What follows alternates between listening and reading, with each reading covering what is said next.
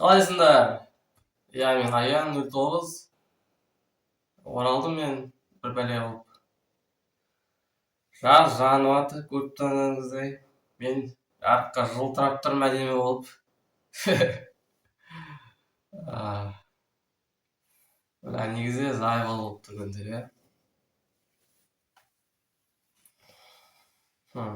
Әшейін бүгінгі видеода дегенде айтсам болады. Өзімнен істеген мелодияларымды сіздерге тыңдататын шығармын. Бірақ мен әнді ойлап та алмадым, себебі алдында кринж болып қала ма деп. Себебі мен музыканы жат-жот ойлап тұрмын, яғни былай менде қағаз жазамын, ақынға ұқсап. Жасты бөлек болғанда, дұрыс емес, сызбаймын. Жасты бөлек болғанда, жастардың деген сияқты. Мен деген 40 рет бір затты оқып, кәдімгідей керек емес жерін алып тастап, кәдімгідей ойластырып, құрып отпаймын. Кәдімгідей басына ән келіп тұр ма, куплеттерін ойлап тұрған былай сразу айтып тастадым да. Алдында әндерімді сөйтіп айта салдым. Бірақ олар бір түрлі болды, кәдімгідей детский әндер сияқты. Ешкім ұнаған жоқ, бірақ көп просмотр жатты. Ән жазып тұрғасын ба. Ойбай.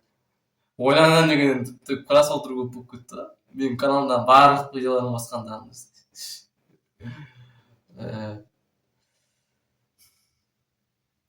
Білесің, мелодиядан басқа ештеңе істей алмаймын. Мелодия істесем, мелодияны музыкаға үйлестіре алмаймын. Ал музыка істесем, уже мелодия жасай алмаймын музыканың ішінде. Менің мелодияларым кәдімгідей дың-тыш. Менің әнім просто айтсам болады. Жазира жалғандағы сен неге кетіп қалдың. Енді тез әндерім болады, бірақ енді бір әндерді ән айтқан кезде. Бірақ маған слишком тез әндер ұнатпайды. Рэперлер сияқты әндер ұнатпайды. Бірақ менің мелодияларым слишком тез.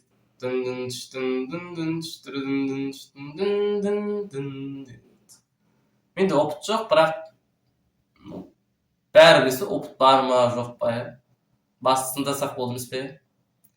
Енді видео әрі қарата жалғастыратын болсақ деген қалай болып кетті. Сценарист видео жатқасын бір түрлі екен. Қай болса солай сөйлеген. В общем, қазір сіздер менің мелодияларымды тыңдайтын боласыздар.